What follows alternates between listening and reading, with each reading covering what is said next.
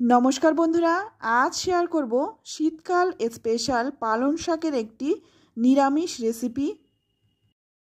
शीतकाले नानान रकम शाकसब्जी पाওয়া যায় আর এই শাকসবজি দিয়ে শীতকালে বিভিন্ন রকম সুস্বাদু রান্না কিন্তু আমরা সবাই করে থাকি।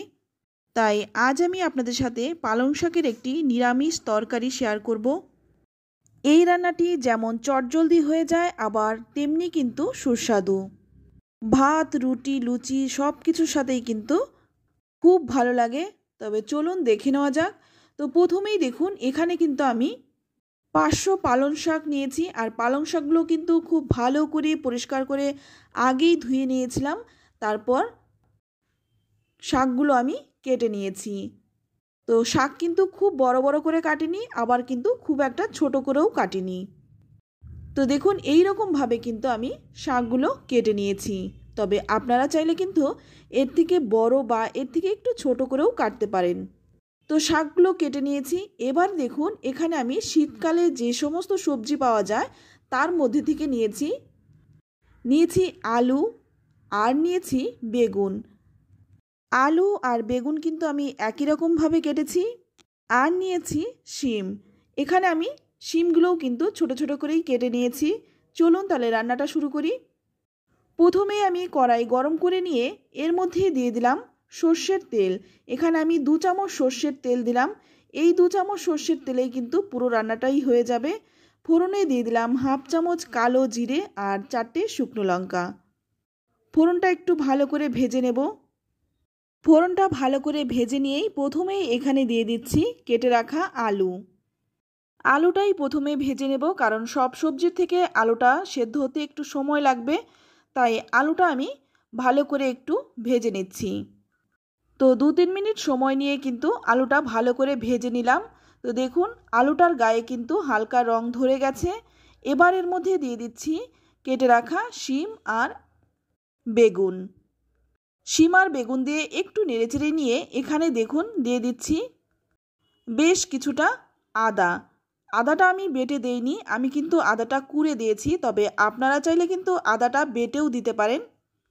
তো বন্ধুরা আপনাদের মনে প্রশ্ন হতে পারে যে আদাটা ফোড়নেও দেওয়া যেতে পারে। তবে ফোড়নে দিতেই পারেন, তবে সবজি ভাজার সময় দিলে কিন্তু আমার মনে হয় বেশি ভালো হয়।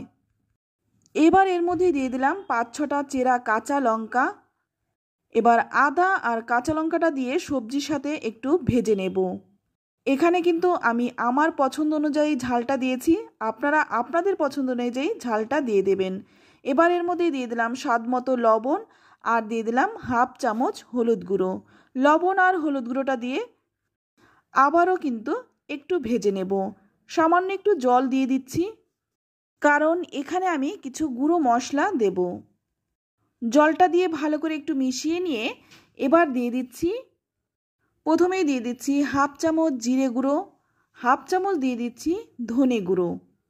এখানে কিন্তু জিরে আর ধনে গুঁড়োটা আমি হাফ চামচ করে দিয়েছি। এবার সমস্ত সবজির সাথে জিরে আর ধনেটাকে একটু ভালো করে কষিয়ে নেব। সামান্য একটু জল দিয়ে দিয়ে কষাবো যাতে মশলাটা পুড়ে না যায়। আর একটু একটু করে জল দিয়ে কষালে সবজিগুলোও নরম হয়ে যাবে, মশলাটাও কিন্তু খুব ভালো কষানো হবে। এবার আমি হালকা আঁচ করে 5 মিনিট ঢেকে রাখছি।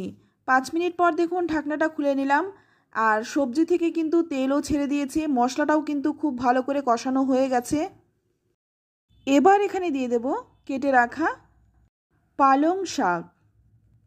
আর সবজি থেকে কিন্তু পালং শাকের পরিমাণটা একটু বেশি দিতে হবে, নইলে কিন্তু শুধু সবজি সবজি হয়ে যাবে আর পালং শাকটা কিন্তু বোঝাই যাবে না, কারণ পালং শাকটা কিন্তু রান্নার পরে অনেকটাই কমে যাবে। তো ভালো করে নেড়েচেড়ে মিশিয়ে নিয়ে গ্যাসের আঁচ লো টু মিডিয়ামে রেখে একটা ঢাকা দিয়ে দেব 10 মিনিটের জন্য। 10 মিনিট পর ঢাকনাটা খুলে নিচ্ছি আর দেখে কিন্তু বোঝাই যাচ্ছে পালং শাকটা কিন্তু খুব সুন্দরভাবে সুসেদ্ধ হয়ে গেছে। এবার ভালো করে নেড়েচেড়ে মিশিয়ে নেব যাতে করে সবজির সাথে খুব ভালো করে মিশে যায়। তার জন্য আবারও কিন্তু ঢাকা দিয়ে রাখবো। আর ঢাকা দিয়ে দিয়ে কিন্তু রান্নাটা করলে রান্নাটাও তাড়াতাড়ি হয়ে যাবে আর খেতেও কিন্তু ভালো লাগবে, কারণ শাক আর সবজি একদম মিশে যাবে। তো দেখুন আলু কিন্তু খুব ভালো করে সেদ্ধ হয়ে গেছে, তার মানে বাকি সবজি কিন্তু সেদ্ধ হয়ে গেছে। তো বন্ধুরা, শীতকালের পালং শাক আর শীতের সবজি দিয়ে এই রেসিপিটি একবার হলেও বানিয়ে খাবেন, খেতে ভীষণ ভালো হয়। তো এবার এর মধ্যে দিয়ে দিচ্ছি হাফ চামচ চিনি। যেহেতু নিরামিষ রান্না তাই স্বাদটা ব্যালেন্সের জন্য সামান্য একটু চিনি দিয়ে দিলাম। তবে রান্নায় যারা চিনি খেতে অপছন্দ করেন তারা কিন্তু চিনিটা বাদ দিতে পারেন। চিনিটা দিয়ে ভালো করে নেড়েচেড়ে মিশিয়ে নিয়েছি। আর রান্নাটা কিন্তু এখন একদমই হয়ে গেছে। এবার নামানোর আগে দিয়ে দিচ্ছি 1 মুঠো ধনেপাতা। শীতকালে ধনেপাতার গন্ধটা কিন্তু খুব ভালো লাগে, তাই যে কোনো রান্নার মধ্যে একটু ধনেপাতা দিলে কিন্তু খেতেও যেমনি ভালো হয়, গন্ধটাও কিন্তু খুব সুন্দর হয়। তো দেখুন রান্নাটা কিন্তু একদমই হয়ে গেছে। এবার কিন্তু নামিয়ে নেওয়ার পালা। তো বন্ধুরা, আমার এই সহজ সাধারণ নিরামিষ পালং শাকের রেসিপি আপনাদের কেমন লাগলো অবশ্যই কমেন্টে জানাবেন। ভালো লাগলে লাইক, কমেন্ট, শেয়ার করবেন। আর আপনি যদি আমার চ্যানেলে নতুন হয়ে থাকেন চ্যানেলটা সাবস্ক্রাইব করে নেওয়ার অনুরোধ রইল। আজ এই পর্যন্ত, আবারও দেখা হবে অন্য কোনো নতুন রেসিপিতে। এতক্ষণ আমার সাথে থাকার জন্য আপনাদের অসংখ্য ধন্যবাদ।